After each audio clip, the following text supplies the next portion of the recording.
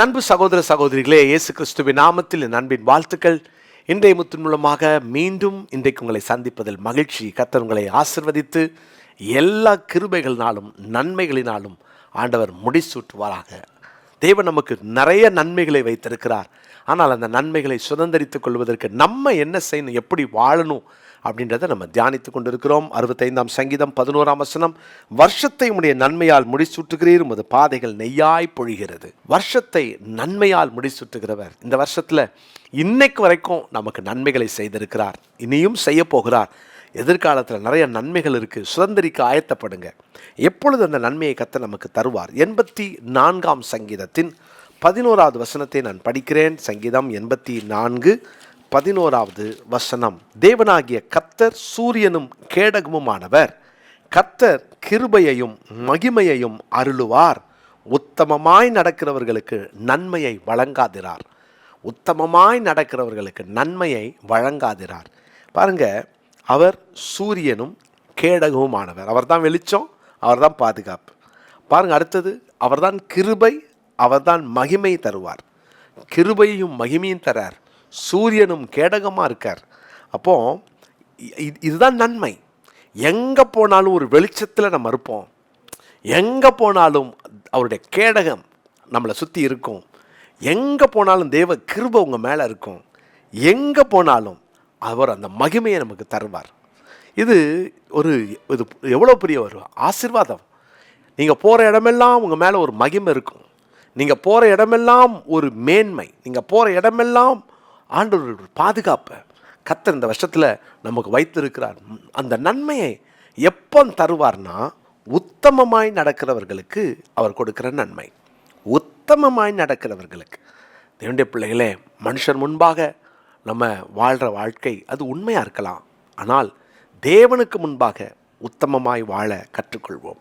யோபுடைய மனைவி அங்கே சொல்லுகிறாள், இன்னுமா உம்முடைய உத்தமத்தில் நீர் உறுதியாய் நிற்கிறீர். இன்னுமா அப்படியே எல்லாத்தையும் இழந்ததுக்கப்புறம் இப்போ எதுக்கு உத்தமமாக வாழ்கிறீர்? இப்போ எதுக்கு உத்தமமாக வாழ்கிறீர்? அப்போது அந்த யோபு 2:9 தேவனை தூஷித்து ஜீவனை விடும் அப்படின்னு சொல்லும்போது யோபுவால் அதை பொறுத்துக்க முடியல. நீ பைத்தியக்காரி பேசுவதை போல பேசுகிறாய், அவர் என்னை கொன்று போட்டாலும் நம்பிக்கையாக இருப்பேன்னு யோபு தன்னுடைய நண்பர்களுக்கு முன்பாக அறிக்கையிடுறாருன்னா, அவருடைய உத்தமத்தை பாருங்கள். பிரியமான தேவனுடைய பிள்ளைகளே, எவ்வளவு ஒரு மோசமான நிலைமையிலையும், உத்தமமாக வாழ முடியாத நிலைமையிலையும் உங்கள் உத்தமத்தை காத்து கொள்ளுங்கள். நீங்கள் உத்தமர்களாக இருங்க. உத்தமமாய் வாழ்கிறவர்களுக்கு அவர் நன்மையை வழங்காதிரார். அவங்களுக்கு தேவன் வச்சிருக்கிற நன்மை பெரிய பெரிய நன்மைகள். சங்கீதங்களின் புஸ்தகம் 15ஆம் சங்கீதம் 2வது வசனத்தை நான் வாசிக்கிறேன். 15ஆம் சங்கீதம் 2வது வசனம், உத்தமனாய் நடந்து நீதியை நடப்பித்து மனதார சத்தியத்தை பேசுகிறவன் யாரு? அவருடைய கூடாரத்தில் தங்குறவன். தேவனுடைய பிரசனத்தில் அந்த அந்த பிரகாரத்தில் தங்குகிற, நேற்று சொன்னனே அந்த அனுபவம். சிலர் சொல்லுவாங்க, என்னால் ஜபமே ஓடலை, ஜபம் பண்ணால் எனக்கு கண்டினியூ பண்ண முடியல, எனக்கு டிஸ்ட்ராக்ஷன், என்னால் ஜபத்தில் கான்சன்ட்ரேட் பண்ண முடியல. என்ன, எங்கேயோ ஒரு இடத்துல உத்தமத்தில் ஒரு பிரச்சனை இருக்குது. அதை சரிப்படுத்தி பாருங்களேன். தேவ சமூகத்தில் போய் அப்படி மனம் திறந்து உட்காந்து பேசலாம்.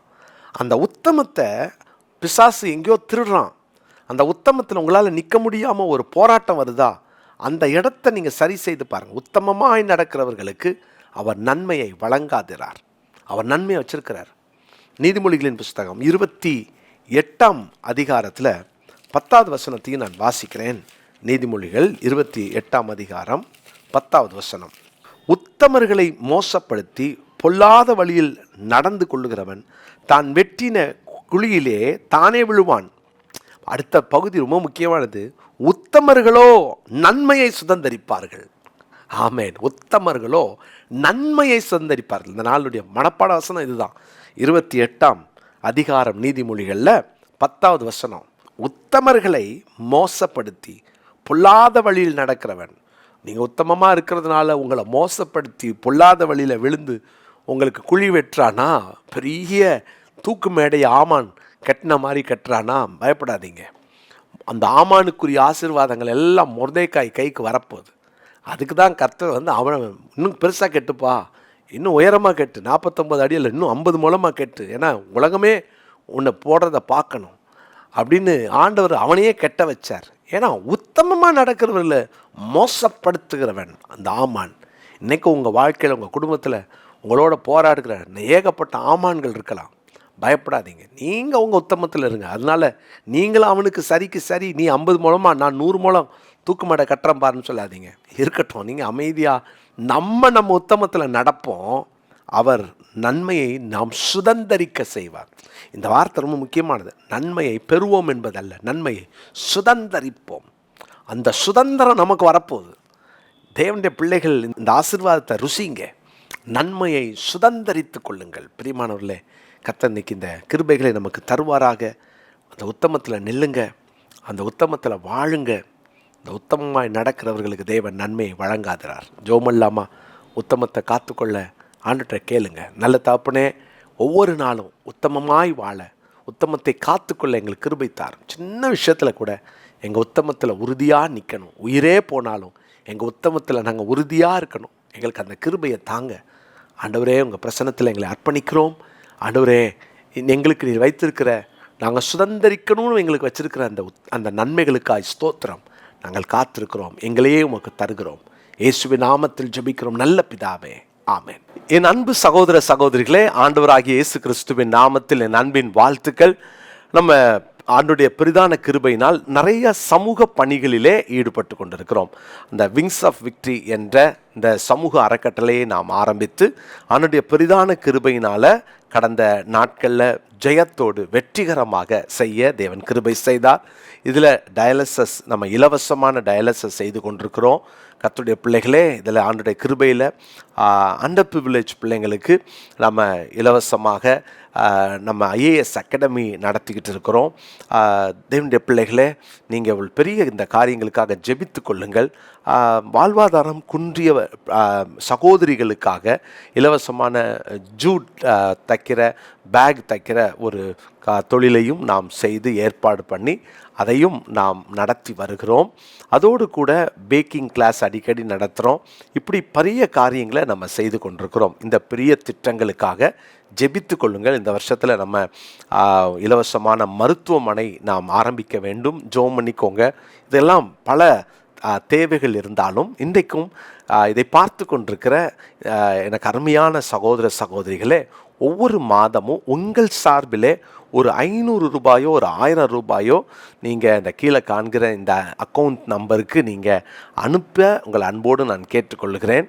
இது முழுக்க இது சமூக பார்வையோடு ஆரம்பிக்கப்பட்ட இந்த விங்ஸ் ஆஃப் விக்டரி என்ற இந்த சேரிட்டபிள் ட்ரஸ்ட்டுக்காக நாம் செலவு செய்வோம். ஏன்னா நிறைய திட்டங்களை கர்த்தர் நமக்கு தந்திருக்கிறார். நீங்கள் உங்கள் சார்பில் ஒருவருக்கு டயாலிசிஸ் ஒரு நாளைக்கு நீங்கள் செலவு செய்வதற்கு நீங்கள் தாங்கலாம். அல்லது ஒரு குடும்பம் ஆசீர்வதிக்கப்படுவதற்கு நீங்கள் உங்கள் சார்பில், உங்கள் குடும்பத்தின் சார்பில் விதைக்கலாம். நிச்சயமாய் வேதம் சொல்லுகிறது, சிறுமைப்பட்டவர்கள் மேல் சிந்தை உள்ளவர்கள் பாக்கியவான்கள். நாம் அதை வேகமாய் செய்வோம். இன்னும் இந்த வருஷத்தில் நிறைய பேரை நம்ம ரீச் அவுட் பண்ண போகிறோம். நிறைய பேர் கர்த்தருடைய அன்பை புரிந்து கொள்வார்கள். எனவே உங்களை உற்சாகப்படுத்துகிறேன். ஒவ்வொருவரும் ஒரு 500 அல்லது 1000 ரூபாயை ஒரு மாதம் என்னால் முடிந்தது என்று நீங்கள் விதைத்து நீங்கள் ஆண்டவருடைய ஆசீர்வாதத்தை பெற்றுக்கொள்ள அன்போடு கூட நான் கேட்டுக்கொள்கிறேன். அதற்கு தனி அக்கௌண்ட் இருக்கிறது. 80G, அதாவது இன்கம் டேக்ஸ் எக்ஸம்ஷன் உண்டு. அதையும் நீங்கள் பெற்றுக்கொள்ளலாம். நீங்கள் இந்த வீடியோவை பார்த்துட்டு உங்களுக்கு தெரிந்தவர்களுக்கும் இதை அனுப்பி வைக்க நான் அன்போடு கூட நான் கேட்டுக்கொள்கிறேன். கர்த்தர் உங்களை ஆசீர்வதிப்பாராக. தொடர்ந்து இந்த ஊழியங்களுக்காக ஜெபித்து கொள்ளுங்கள். நாம் இணைந்து ஆண்டவர் நாமத்தை மகிமைப்படுத்துவோம். தேவனுடைய ராஜ்யத்தை கட்டுவோம். God bless you.